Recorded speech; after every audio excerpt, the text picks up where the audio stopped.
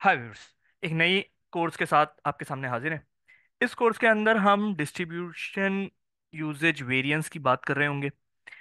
Concept कुछ यूं है कि अगर मैं कहता हूं कि आपके मटेरियल्स रॉ मटेरियल्स की इशुएंस होती है आपके प्रोडक्शन ऑर्डर के ऊपर या प्रोसेस ऑर्डर के ऊपर। तो लेट सपोज मैं कहता हूं कि पूरे महीने में मेरे पास 10 जो है ना वो प्रोडक्शन ऑर्डर क्रिएट हुए हैं। ठीक है।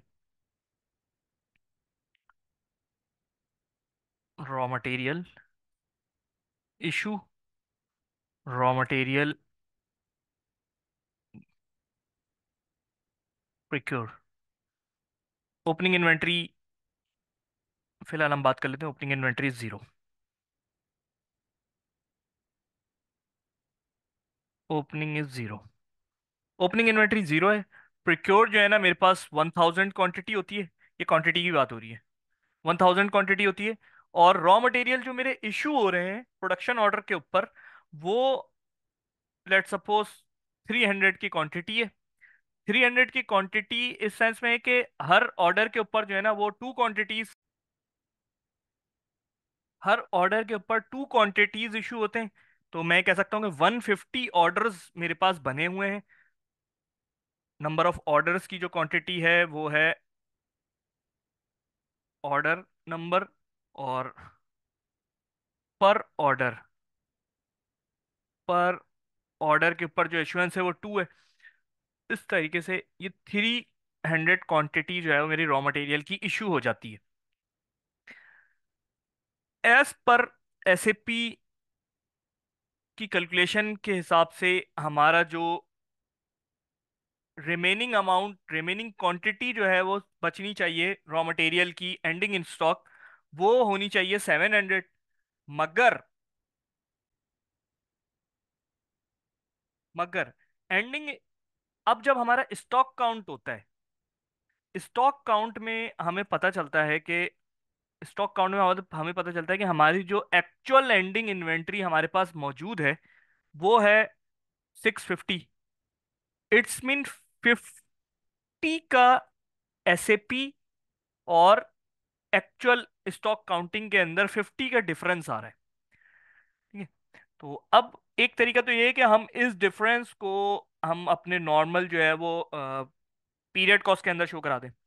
दूसरा तरीका ये है कि हम इस डिफरेंस को जितने भी हमारे नंबर ऑफ ऑर्डर्स क्रिएट हुए हैं, लाइक मैं कहता हूं कि 150 हमारे नंबर ऑफ ऑर्डर्स क्रिएट हुए हैं, हर ऑर्डर्स के ऊपर इक्वली ये जो है ना वो क्या करते हैं, वो डिस्ट्रीब्यूट करवाते हैं। यानी कि 0.33 की क्वांटिटी हम हर ऑर्डर के ऊपर अगर इशुएंस करवा देंगे तो ये क्वांटिटी, 50 क्वांटिटी हमारी इस तरीके से मैच कर जाएगी।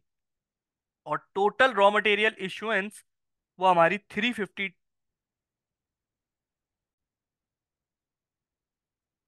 टोटल नंबर ऑफ इशुएंस जो है वो हमारी 350 आ जाएगी। पर ऑर्डर के ऊपर इशुएंस जो है वो पहले 2 थी मगर अब 2.33 आ जाएगी। तो इस तरीके से हमारा जो ये डिफरेंस है 50 क्वांटिटी का स्टॉक काउंट और एसएपी के अंदर, ये हमारे हर हर ऑर्डर के ऊपर डिस्ट्रीब्यूट हो जाएगा।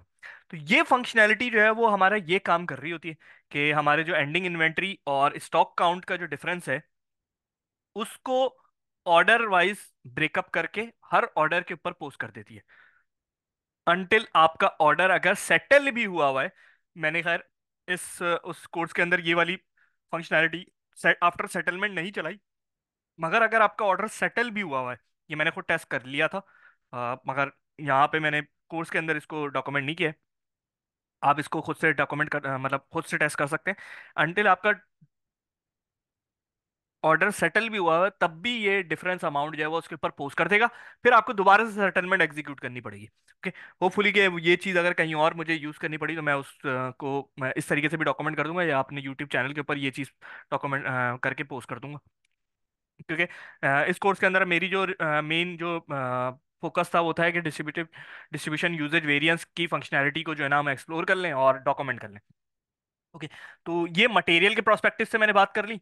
सेम इसी तरह जो है वो हमारे, हमें ये पता कब चलता है जब हम फिजिकल स्टॉक काउंट करवाते हैं। फिजिकल स्टॉक काउंट में हमें डिफरेंस क्लियरली नजर आता है कि भाई हमारे जो एंडिंग स्टॉक है ना, वो 700 नहीं है, 650 है, 50 का डिफरेंस आ रहा है। उस डिफरेंस को हम क्या करते हैं, हम ऑर्डर वाइज जो है ना वो ब्रेक कर देते हैं।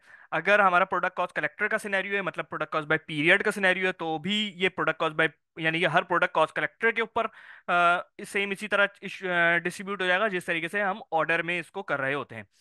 सेकंड इसका जो सिनेरियो है वो ये है कि मैं एक्टिविटी टाइप के ऊपर बात कर लेता हूँ, कि मैं आफ्टर तमाम एक्टिविटी की कंफर्मेशन मुझे पता चलता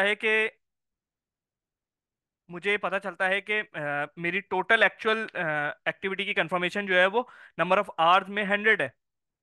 मैं बात करता हूँ कि मैंने यूटिलिटी के बिल्स जो है ना, वो हर हर ऑर्डर के ऊपर जितनी कंफर्मेशन करवाई उसका टोटल जो है वो 100 बन रहा है। ठीक है। तो और जब मेरे पास इलेक्ट्रिसिटी का बिल आता है तो वहां पर बिल आया मुझे 130 क्वांटिटी का।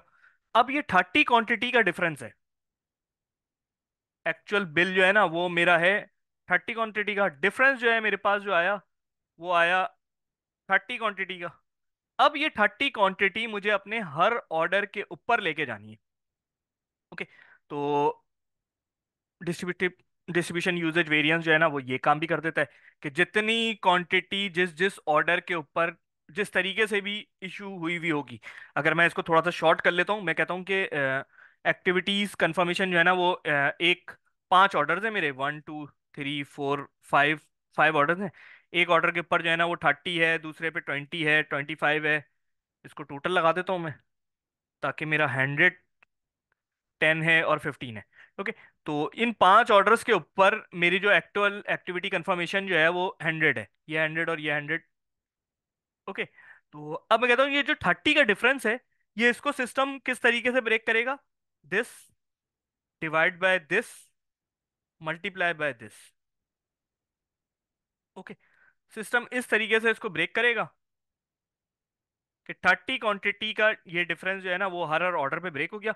और आफ्टर ब्रेक हमें हर ऑर्डर के ऊपर इस एक्टिविटीज के अगेंस्ट पे एक्चुअल के लाइन पे हमें ये अमाउंट्स नजर आ रही होंगी। तो इस तरीके से सिस्टम जो है ना वो एक्चुअल एक्टिविटीज को जो है वो डिस्ट्रीब्यूट करता है ऑर्डर वाइज। ओके। देन फिर हम बात कर लेते हैं कि हमारा ये पूरा प्रोसेस फ्लो क्या होगा। प्रोसेस फ्लो के अंदर हम जो है ना वो सबसे पहले कॉन्फ़िगरेशन को देख रहे होंगे।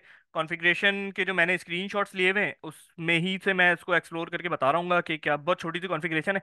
देन फिर हमारा प्रोसेस एग्जीक्यूट इस तरीके से होगा कि हम सबसे पहले एक नया मटेरियल क्रिएट करेंगे, रॉ मटेरियल और एफजी। उसके बाद हम इस मटेरियल का एफजी का जो है बॉम्ब क्रिएट करेंगे। बॉम्ब क्रिएट करने के बाद हम जो है वो एक नया कॉस्ट सेंटर क्रिएट करेंगे, ताकि जितने भी हमारे ऑर्डर्स बने उन ऑर्डर्स पर बिल्कुल सिंपल विजिबिलिटी आए, कि कोई और इधर उधर का डाटा जो है ना वो हमारी कैलकुलेशन को अफेक्ट ना कर रहा हो। फिर प्लान एक्टिविटी रेट्स कंफर्म कर रहा हूँ मैं। उसके बाद जो है वो वर्क सेंटर जो है वो क्रिएट करूंगा। वर्क सेंटर क्रिएट करने के बाद मैं अपने राउटिंग क्रिएट करूंगा, और फिर प्रोडक्शन वर्जन। आफ्टर डेट मैं अपने एफजी का जो है वो कॉस्ट एस्टिमेट एग्जीक्यूट कर दूंगा। देन फिर रॉ मटेरियल का स्टॉक इन करूंगा, क्योंकि मैं अपने रॉ मटेरियल को जो है वो ऑर्डर के ऊपर इशू करवाऊंगा। उसके बाद मैं अपने 3 ऑर्डर्स क्रिएट करूंगा। ओके। क्योंकि यहाँ पर पूरे महीने के ऑर्डर्स जो बने हुए होंगे उनके ऊपर जो है ना डिस्ट्रीब्यूशन होनी है। तो महीने के ऑर्डर आपके मे बी पॉसिबल 100 हो, 50 हो, 500 हो, 1000 हो, 5000 हो, वट एवर जो भी आपके जो नंबर ऑफ ऑर्डर्स हैं ये उसके ऊपर काम कर रहा होगा। तो मैंने सैंपल के लिए मैंने इस प्रोसेस को एग्जीक्यूट करने के लिए मैंने 3 ऑर्डर्स अपने क्रिएट करे। उन ऑर्डर्स के ऊपर एक्टिविटीज कंफर्म करवाई, रॉ मटेरियल इशू और एफजी की जीआर कर दी। यानी कि मेरी एक्चुअल कॉस्ट तमाम की तमाम जो है वो ऑर्डर के ऊपर मेरी बुक हो गई। उसके बाद ये मेरा प्रोसेस शुरू होता है एक्चुअल अपना डिस्ट्रीब्यूशन यूजेज वेरिएंस का। सबसे पहले मैं फिजिकल इन्वेंट्री का एक डॉक्यूमेंट क्रिएट करता हूँ। जब वो डॉक्यूमेंट क्रिएट हो जाता है तो मैं अपना स्टॉक काउंट उसमें डालता हूँ, जो मैंने यहाँ पे बात करी थी कि स्टॉक काउंट जैसे ये कह रहे हैं कि भाई एंडिंग इन्वेंट्री जो है वो 700 नहीं है, 650 है। तो इस 650 को मैं यहाँ पर इंटर कर रहा हूँ फिजिकल इन्वेंट्री स्टॉक में। उसके बाद इस स्टॉक काउंट का कोई फिजिकल इम्पैक्ट नहीं है। इसको जब मैं पोस्ट करूंगा तो मुझे ये इसकी एंट्री मुझे नजर आ रही होगी। ठीक है, वो मैं जब एंट्रीज और ये सारी चीजें डिस्कस करेंगे हम आगे कोर्स के अंदर, तो हम उसके ऊपर डिटेल में बात करेंगे। तो ये यहाँ पर पोस्टिंग हो जाती है, और CKM3N के ऊपर हमें ये शो होना शुरू हो जाता है कि डिफरेंस अमाउंट जो है वो कंज्यूम हो गया। आफ्टर दैट जब मैं ये डिस्ट्रीब्यूटेड यूजर वेरिएंस का प्रोसेस एग्जीक्यूट करता हूँ, तो वो डिफरेंस जो उसने CKM3N पे पोस्ट किया होता है वो उसकी रिवर्सल देता है, और हर हर ऑर्डर के अगेंस्ट पे उसकी कंजम्पशन पोस्ट कर देता है। सेम इसी तरह जब मैं एक्टिविटीज को करूंगा, तो इंटर एक्चुअल एक्टिविटी कंफर्मेशन करूंगा, यानी कि मैं अपने यूटिलिटी का या लेबर का वट एवर जो भी है उसका वो बिल रिकॉर्ड करूंगा कि नहीं भाई मेरे जो है ना वो एक्चुअल एक्टिविटीज जो है ना 100 नहीं है, 130 क्वांटिटी का बिल आया मेरे पास, तो मैं ये 130 क्वांटिटी जो है वो यहाँ पर मैं रिकॉर्ड कर रहा हूँ सिस्टम के अंदर। देन फिर मैं अपना distribution uses variance activity difference का जो है ना वो टी कोड एग्जीक्यूट करूंगा, और सिस्टम मेरा क्या करेगा कि ये ब्रेकअप जो ये जो डिफरेंस है इसका ब्रेकअप वो हर ऑर्डर वाइज पोस्ट कर देगा। ये तो हो गई सिंपल, मतलब मेरा प्रोसेस फ्लो वगैरह किस तरीके से चल रहा होगा। कॉन्फ़िगरेशन के हवाले से अगर हम बात कर लें तो एक बहुत छोटी सी कॉन्फ़िगरेशन होती है। अच्छा, ये पूरा प्रोसेस जो भी एग्जीक्यूट किया है टेस्टिंग में, मैंने उसको प्रॉपर जो है वो हर स्क्रीनशॉट लेके उसको डॉक्यूमेंट कर दिया है। ठीक है, साथ में वीडियो के साथ साथ अगर आप ये प्रोसेस इसमें देखना चाहें तो यहाँ पर इसकी अवेलेबिलिटी मौजूद है। अब कॉन्फ़िगरेशन की बात कर लेते हैं। सबसे पहले तो मैं कॉन्फ़िगरेशन में ना एक